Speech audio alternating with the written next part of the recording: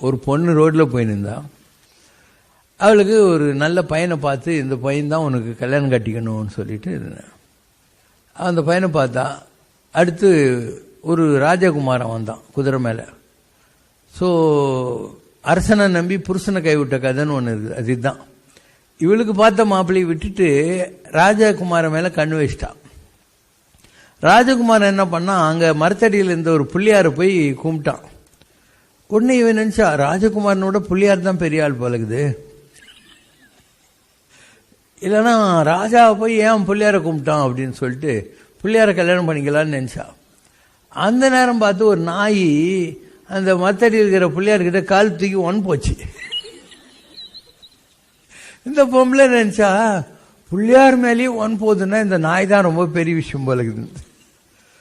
அந்த நேரம் பார்த்து அந்த நாய் மேல ஒருத்தன் கல் எடுத்து அடிச்சான். புள்ளியார் மேல ஒன் போற நாய் ஒருத்தன் கல் அடிக்கிறான்னா அவன் தான் பெரிய ஆளா இருக்கும்ட்டு அவன் பின்னால் போனான். பார்த்தான், முதல்ல பார்த்த ஹஸ்பண்ட் தான்.